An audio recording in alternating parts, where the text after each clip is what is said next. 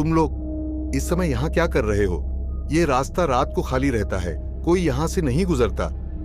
उन्हें नहीं पता था कि वे सिर्फ एक रात गुजारने नहीं जा रहे, बल्कि किसी और की कहानी का हिस्सा बनने जा रहे हैं। जगह तो मिल जाएगी, लेकिन हर जगह सोने के लिए नहीं होती। क्या मतलब? कुछ लम्हों के लिए वहीं खड़े रहे, जैसे फैसला कर रहे हों कि उस रोशनी की तरफ जाना सही है या नहीं। लेकिन उनके पास और कोई रास्ता भी नहीं था। सुरक्षित, ये तुम खुद जान जाओगे। यह सुनकर प्रिया के दिल की धड़कन और तेज हो गई, लेकिन आकाश के पास और कोई रास्ता नहीं था, और यही फैसला उन्हें उस हवेली तक ले जाने वाला था।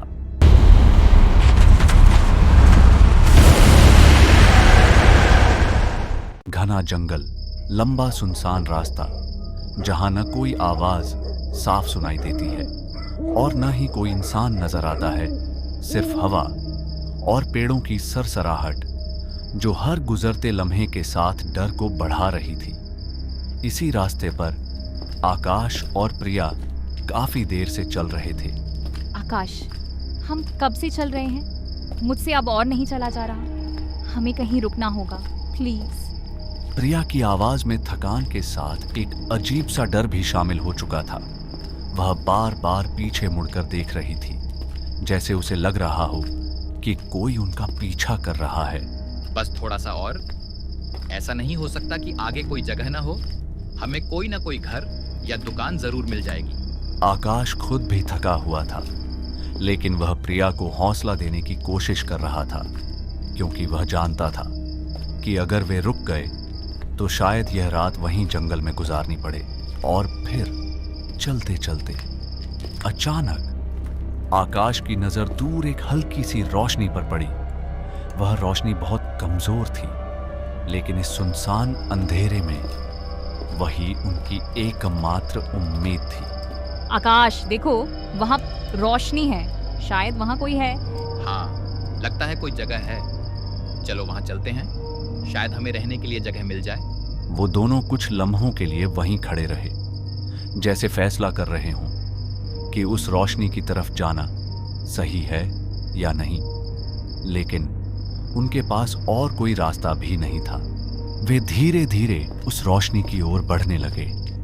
हर कदम के साथ वह रोशनी थोड़ी स्पष्ट होती जा रही थी, और फिर कुछ ही लम्हों बाद वे एक पुराने चाय के ढाबे के सामने खड़े थे। वह ढाबा बहुत पुराना लग रहा था। एक पुरानी लालटेन जल रही थी और उसकी मंद रोशनी में दो बूढ़े आदमी बैठे नजर आए, रामू चाचा और ओवेश काका। चाचा नमस्ते। हम लोग काफी देर से चल रहे हैं, रास्ता भी भटक गए हैं। अगर आप मदद कर सकें तो हमें एक रात के लिए रहने की जगह चाहिए। रामू चाचा ने धीरे से सिर उठाया और गहरी नजरों से आकाश और प्रिया को देखने लगे, जैसे वह सिर्फ उन्हें देख नहीं रहे, बल्कि कुछ समझने की कोशिश कर रहे हों। तुम लोग इस समय यहाँ क्या कर रहे हो? ये रास्ता रात को खाली रहता है, कोई यहाँ से नहीं गुजरता। हम रास्ता भटक गए हैं, बस एक रात के लिए जगह चाहिए। ओवेश काका ने हल्की सी मुस्कान दी, लेकिन उस मुस्कान में सुकून नहीं था। वह अजीब थी, बहुत अजीब। जगह तो मिल जाएगी, लेकिन हर जगह सोने के लिए नहीं होती। क्या मतलब? कुछ लम्हों के लिए खामोशी छा गई। लालटेन की रोशनी हल्की सी हिल गई और हवा की आवाज तेज हो गई। गांव के आखिर में एक हवेली है, खाली है। अगर चाहो तो वहां रात गुजार सकते हो। वह सुरक्षित है? सुरक्षित, ये तुम खुद जान जाओगे। यह सुनकर प्रिया के दिल की धड़कन और तेज हो गई, लेकिन आकाश के पास और कोई रास्ता नहीं था, और यही फैसला उन्हें उस हवेली तक ले जाने वाला था। वे दोनों ढाबे से निकले और हवेली की तरफ चल पड़े। उन्हें नहीं पता था कि वे सिर्फ एक रात गुजारने नहीं जा रहे, बल्कि किसी और की कहानी का हिस्सा बनने जा रहे हैं। आकाश, मुझे नहीं लगता हमें वहां जाना चाहिए। वो दोनों आदमी अजीब थे। और हमारे पास क्या ऑप्शन है? जंगल में रुकेंगे, बस एक रात की बात है। आकाश खुद को मजबूत दिखा रहा था, लेकिन उसके दिल में भी एक अजीब सा डर पैदा हो चुका था। कुछ ही देर बाद वे उस हवेली के सामने खड़े थे, बड़ी, वीरान और खामोशी इतनी गहरी कि अपनी सांस की आवाज भी साफ सुनाई दे रही थी। ये जगह बिल्कुल ठीक नहीं लग रही। हम बस सोएंगे और सुबह निकल जाएंगे। जैसे ही उसने दरवाजे को धक्का दिया,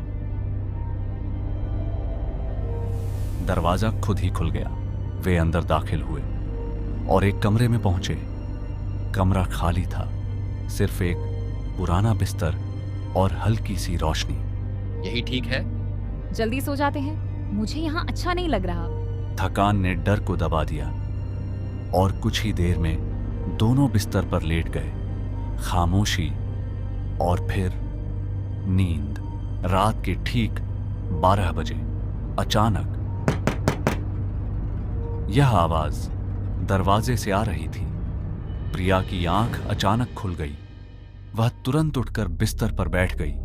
आकाश, उठो। क्या हुआ?